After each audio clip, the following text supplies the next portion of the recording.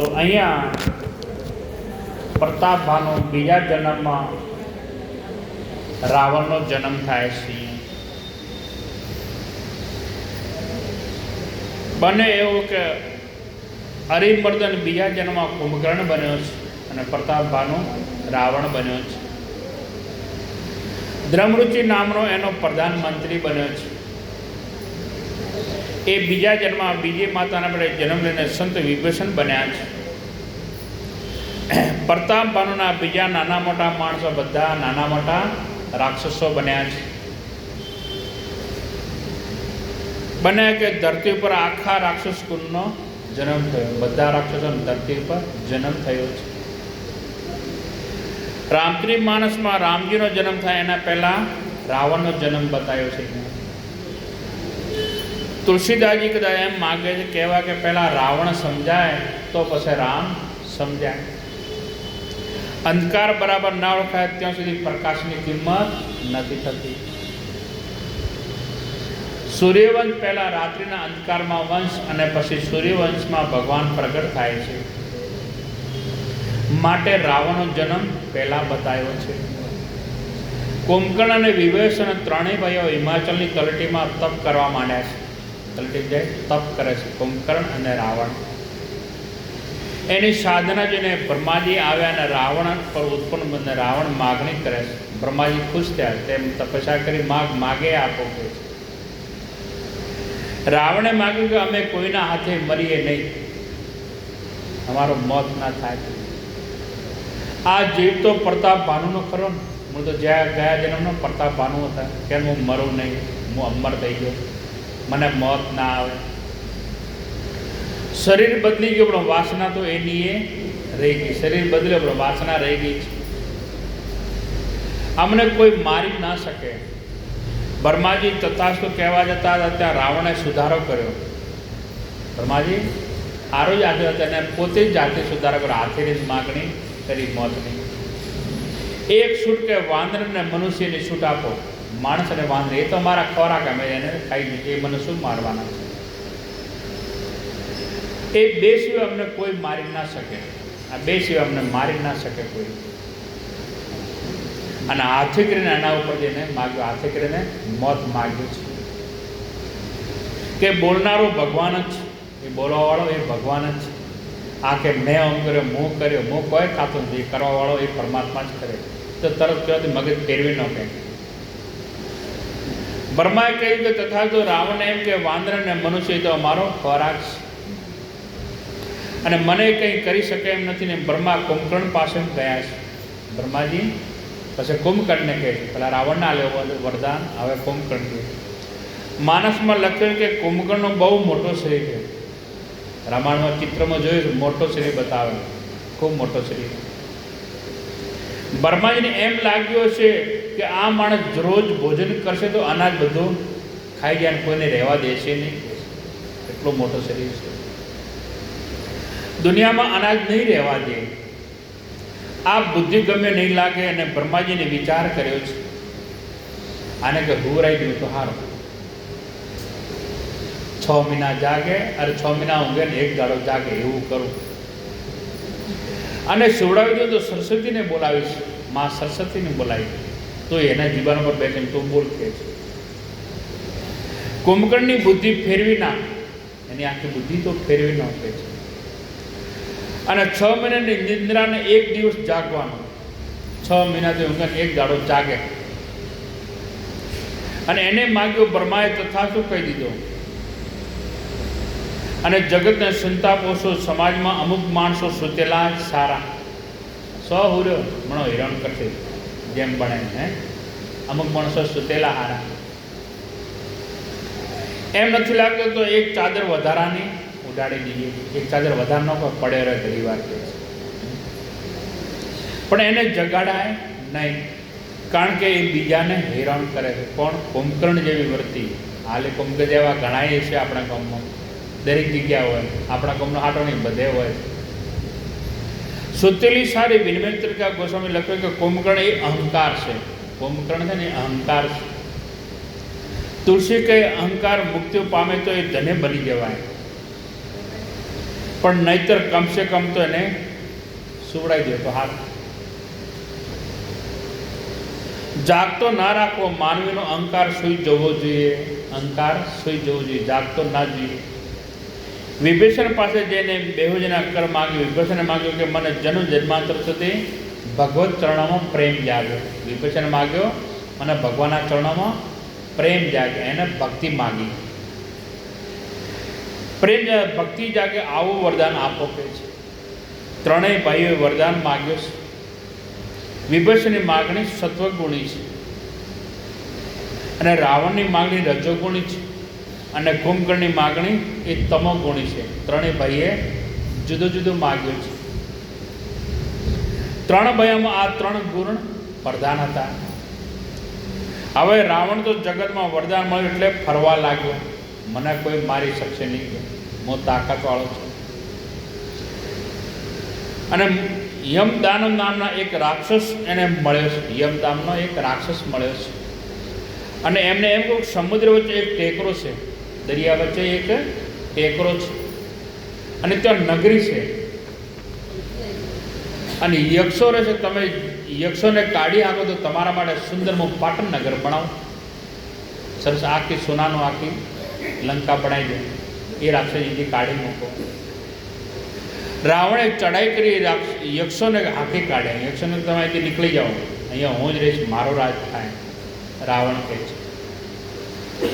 એ સમુદ્ર વિકટ સ્થળ ઉપર રાવણે રાજધાની સ્થાપી દીધી, એની પોતાની રાજધાની સ્થાપી છે અને એનું નામ પાડ્યો લંકા. અને સોનાની નગરી રાવણ નિવાસ કરે છે. આખી લંકા સોનાની છે. આખા ગામની બધા મકાનો સોનાના અને આખા ગામને કોરેમારી દિવાલ કોટ કરે એ પણ સોનાનું. પોતાના ભાઈઓને વસાવ્યા છે અને મંદોદરી નામની સુંદર કન્યા સાથે એમના લગ્ન થયા છે રાવણના, મંદોદરી સાથે. પોતાના બંને ભાઈઓને પણ પરણાવ્યા, આખા પરિવારને એને લંકામાં કેન્દ્રિત થયા. બધા ભાઈઓ તો લંકામાં રહે છે. હવે જગતને પોતાના હાથમાં શક્તિ કેટલી છે એ બતાવે છે, મારામાં કેટલી શક્તિ છે એ બતાવવા માટે એને એકવાર જઈને કૈલાસને મૂળમાંથી ઉખડ્યા. આખો કૈલાસ પર્વત ઉપાડ્યો છે. હું કેટલો શક્તિશાળી છું, કૈલાસ પર્વત ઉપાડ્યો. અને દુનિયાને બતાવ્યું કે મારા હાથમાં કેટલી તાકાત છે. કુબેરને ઘરે જઈને એનું પુષ્પક વિમાન આંચકી લીધું. કુબેર હતા ભગવાને, કુબેરના એનો વિમાન એને આંચકે લઈ લીધો જૂટવે. અને એના ભંડારના રત્નો વિમાનમાં ભરી ભરીને પોતાની લંકામાં લાવવા લાગ્યો. બધાની સંપત્તિ લૂંટવા લાગ્યો. જતી જતી આજુબાજુ લૂંટી લંકામાં ભેગી કરે સંપત્તિ. પાતાળમાં ગયો, નાગ કન્યાનું અપહરણ કરીને આવ્યો. પાતાળમાં ગયો, નાગ કન્યાને પકડે અપહરણ કરીને લઈને આવી ગયો.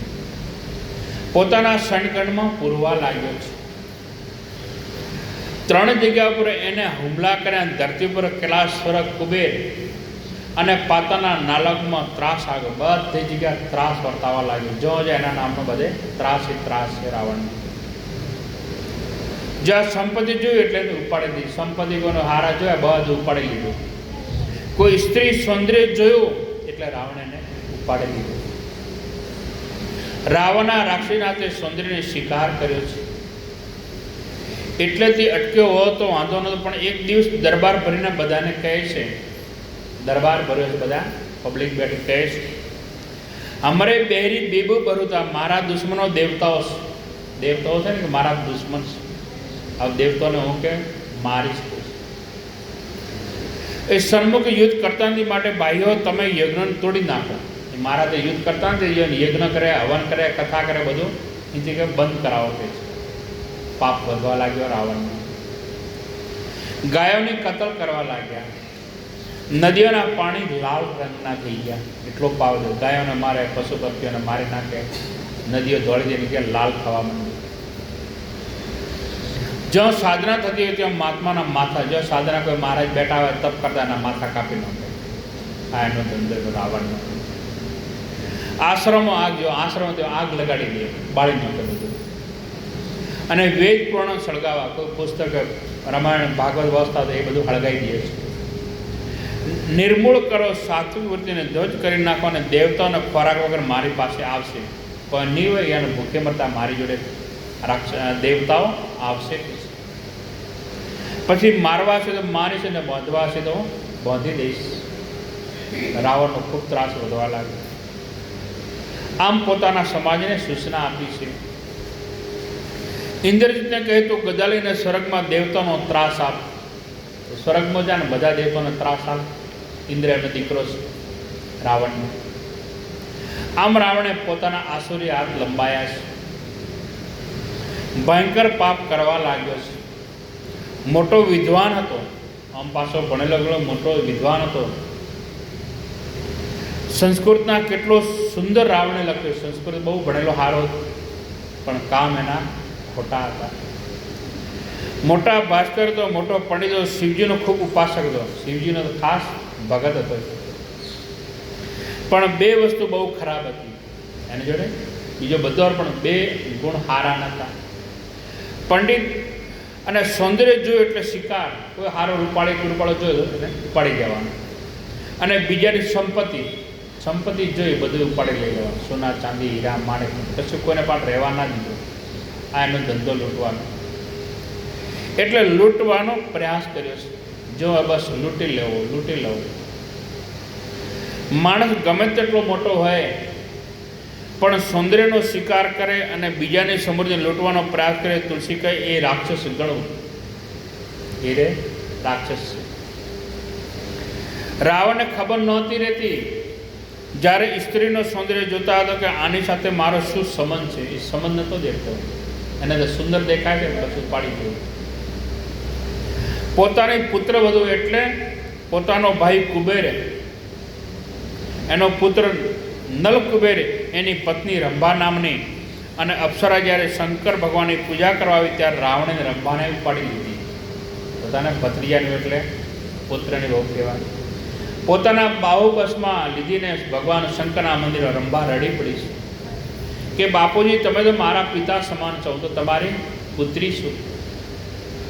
પુત્ર વધુ છું ત્યારે રાવણ બોલ્યો એ સંબંધ મને કોઈ આડે આવતું, મને કોઈ સંબંધ જ નહીં લાગતું. હું તો સૌંદર્ય જોઉં એટલે એનો ભૂખ્યો છું સૌંદર્યનો. રાવણની રાક્ષસ વૃત્તિથી, નહીતર શક્તિ કેટલી અદ્ભુત. શક્તિ ગણી હતી પણ એના વિચારો હારા. માણસમાં લાગે ચિત્રકૂટ ઉપરથી જ્યારે ધરતી ઉપર પગ મૂકતો ત્યારે નૌકામાં હાથીને બેસાડો જેમ નૌકા ડોલે એમ આખી ધરતી ડોલતી ત્યાં ઉપરથી ઉતરતો. એટલે એટલો એનું વજન પાપીનો.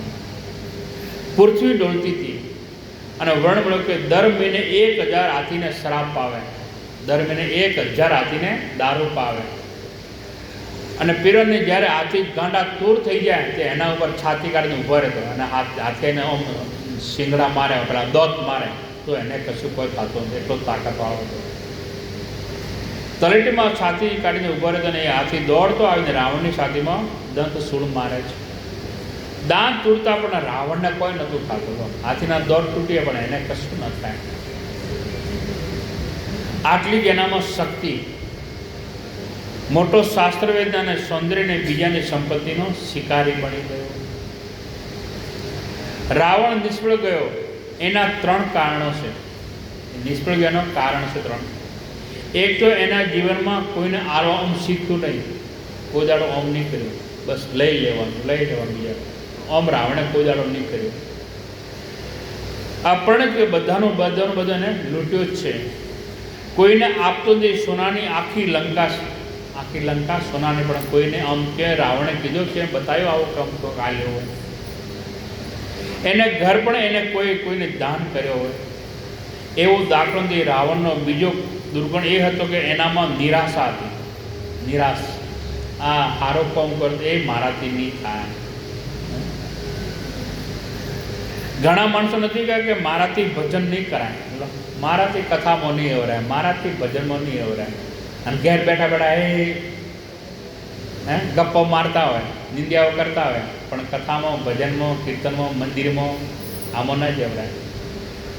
અને સમજવાનું કે આમાં રાવણના વિચારો આવ્યા છે. એ સમજવાની અંદર રાવણના વિચારો છે. બીજું બધું કરી શકીએ અમારાથી કંઈ થાય નહીં, મારાથી આવું ના થાય, ભજન ના થાય, સત્સંગ ના થાય. રાવણ કહેતો કે હું બધું કરી શકું.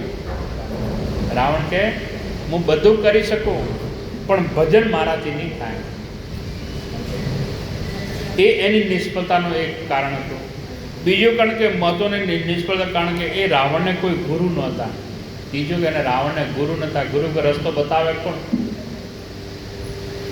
ગુરુ વગરની સંપત્તિ, ગુરુ વગરની બુદ્ધિ અને ગુરુ વગરની શક્તિ માણસની પાસે રાક્ષસના કામ કરાવે. ગુરુ ના હોય તો એ રાક્ષસના કામ કરે. કોઈ ગુરુ હોવો જોઈએ માથે, જે મારીને તમારી ગતિને કાબૂમાં લે. આપણે વધારે પડતો દોડતા હોઈએ ત્યારે આપણને કોઈ રોકી લે. વધારે દોડી તો આપણને રોકી લે, અને ઢીલા પડી જાય તો આપણને ધક્કો મારે, આગળ હેડાડે. ત્યારે અને મૂળ ગતિમાં રાખે એવા કોઈ ગુરુ, કોઈ સંત હોવા જોઈએ. રાવણમાં ગુરુ વગરની શક્તિ હતી એટલે એ બેફામ વર્ત્યો છે. રાવણ આ રીતે જગતને ત્રાસ અપાડે છે, ખૂબ જગતને ત્રાસ આપે છે રાવણ. એના દરેક માણસો સમાજના એક એક વર્ગમાં ભળી ગયા હતા. યજ્ઞો હવન થતા અટકી ગયા છે, કથાઓ વાર્તા ભજન સત્સંગ બધું અટકી ગયું છે, પણ રાવણે બધું બંધ કરાવી દીધું. સંતોની નિંદા થવા લાગી અને ગાયોની કતલ થવા લાગી. આ બધું રાજ એનો રાવણનો છે. શાસ્ત્રોને સળગાવવા આવ્યા, સમાજમાં હાહાકાર મચ્યો છે. બધા આનાથી ત્રાસી ગયા છે. લપંડ, કુંટીત, ચોર અને જુગારી રાક્ષસોનો વધવા લાગ્યા છે. જ્યાં જઈએ ત્યાં પાપાચાર થવા લાગ્યો છે. જો અને બધે પાપ અને પાપ જ થાય છે. તુલસીદાસજી કહે ભગવાન શંકરજીના મુખમાંથી શબ્દ નીકળ્યા કે હે પાર્વતી, આ રાક્ષસની વ્યાખ્યા છે. આ ભગવાન શંકર પાર્વતીને કથા સંભળાઈ રહ્યા છે. રાક્ષસની વ્યાખ્યા કરી માતાને, પિતાને, દેવને, સંતને ન માને, ગુરુને ન માને, એને સાધુ પાસે પોતાની સેવા કરાવે. જેને આવા આવતરણ હોય પાર્વતી, એને તારે રાક્ષસ સમજવા. ભગવાનને ના માને, કથાને ના માને, સાધુ સંતને ના માને, ગુરુને ના માને તો સમજવાને એ રાક્ષસ છે. ભગવાન શંકર વન કે રાવણને લીધે આવો સમાજ ઊભો થયો છે. અને પરિણામ એ આવ્યું કે ધરતી અકળાવા લાગી. આ ધરતી માતા અકળાવા લાગી કે બધું કેટલું ભાર મારા પર છે, વનસ્પતિ છે, પહાડ છે, વગેરે, એ વજન નહીં લાગતો, પણ આ રાક્ષસનું મને વજન લાગે છે. ધરતી ધ્રુજવા લાગીશ. માણસમાં લગભગ ગાયનું રૂપ ધારણ કરીને ધરતી દેવતાઓ પાસે આવી છે. ધરતી માતા ગાયનું રૂપ લે દેવતાઓને ફરિયાદ કરે છે, આવી છે કંઈક તમારો રક્ષણ કરો. દેવતાઓ 18-12 વનસ્પતિ, આટલા પર્વત અને 7 સાગરનું ધારણ કરું છું. 7 સાગર દરિયો એ પણ હું ધારણ કરું છું. એનું મને વજન નથી લાગતું, એટલું આ પાપીનું મને વજન લાગે છે. ધરતીમાં અકળાવા લાગ્યા છે. હવે મને એમાંથી મુક્ત કરો. દેવતાઓ કે ધરતી અમે શું કરીએ? રાવણ આવે ત્યારે અમે પણ મેરુ પર્વતની અંદર હંતાઈ જઈએ. લો, દેવતાઓ કહે અમે પણ બિયાઈએ છીએ, એનાથી ગુફામાં સંતાઈએ છીએ. ના, આ બધું બ્રહ્માએ કર્યું છે. આ બધું કોને કર્યું? બ્રહ્માજીએ કર્યો. એમને તપ કર્યો, બ્રહ્માજીએ વરદાન આલ્યા. તો કોક તો આ લોકો કે પેટી આલજો, આપણે એમાં લખાડો કે દીવો કરશે, અને કોકને આગ લગાવે એ ચો ખબર હતી. બ્રહ્માજી કે મન તો કે વરદાન માગે એટલે મારે તો આલવું ને, પણ એનો સદુપયોગ કે દુરુપયોગ એ તો એને વિચારવો જોઈએ. આપણે બ્રહ્મા પાસે જ જઈએ. દેવતાઓ કે આપણે બ્રહ્મા જોડે જઈએ. બધા બ્રહ્માની પાસે ગયા, બ્રહ્માજીની પાસે ફર્યા કરે. બ્રહ્માએ કહું કે કોઈ તપ કરે એટલે મારે વરદાન તો આપવું પડે. તપ કરે વરદાન તો હું આલું, પણ વરદાનનો દુરુપયોગ કરશે એ મને ખબર નથી. અમે તે સદુપયોગ કરશે, પણ આ તો એને દુરુપયોગ કર્યો ખબર નથી મને. દીવાસળી પેટી એટલા માટે આપી હતી કે મંદિરમાં જઈને કંઈક દીવો કરશે, અગરબત્તી કરશે, અને આને તો કોકને આગ લગાવી ઘરમાં. એવી ખબર નથી કે આખા મંદિરમાં એ આગ લગાડશે. માનવી શક્તિ મેં એટલા માટે આપી છે કે ભક્તિ કરશે પણ એવી ખબર ન હતી કે શક્તિએ દુરુપયોગ કરે. સંતાપ આપશે ને વરદાન બનશું હું પણ ધરતી દેવતાઓ. બ્રહ્મા કહે હવે તો એક જ ઉપાય છે. બ્રહ્માજી કહે હવે એક ઉપાય છે. શું? કે તમને ને મને જે સમગ્ર બ્રહ્માંડ જેને બનાવ્યું છે એની પ્રાર્થના કરીએ. એ પરમાત્મા આવે તો આ ધરતીનો બોજ ઓછો થાય. એ પરબ્રહ્મની પ્રાર્થના કરીને જગદીશને કહીએ મહારાજ હવે ધરતી અકળાય છે તો તમે અવતાર ધારણ કરો. અને ભગવાન શંકર કથા કહેતા કહેતા ભવાનીને કહે છે કે દેવી એ વખતે હું દેવતાઓની સાથે બ્રહ્મલોકમાં હાજર હતો અને નિર્ણય જો કે પ્રાર્થના કરવાનો. બ્રહ્માજીએ દેવતાઓને પૂછ્યું કે ભગવાનની સ્તુતિ કરીએ પણ ભગવાન અત્યારે હશે ક્યાં? દેવતાઓ કે ભગવાનની સ્તુતિ કરીએ પણ ભગવાન હશે ક્યાં? તો દેવતા કહો સાકેતમાં હશે, કોઈ કે વૈકુંઠમાં હશે, કોઈ કે ક્ષીરસાગરમાં હશે, જુદા કોઈ કે દરિયામાં હશે ને કોઈ કે આ બાજુ ઓય હશે ને આ જગ્યા હશે, કોઈ કે ગોલોકમાં હશે, કોઈ કે બલિરાજાની ચોકી કરવા પાતાળમાં હશે કે. અને દેવતાઓ નક્કી નથી કરી કે ભગવાન ક્યાં છે. દેવતાઓ નક્કી નહીં કરી કે ભગવાન કઈ જગ્યા છે. દેવતાની ભગવાન શંકર પાસે દયા આવી. શંકર ભગવાન કે મને આ દેવતાઓ ઉપર દયા આવે છે. કહું કે મહારાજ મને આ લોકોની દયા આવે છે એ ક્યાં છે એની અટકળો કરે છે. મારે તો એટલું જ કહેવાનું છે કે એના વગર કઈ જગ્યા ખાલી છે બતાવો. પરમાત્મા બધે છે એને વગર કોઈ જગ્યા ખાલી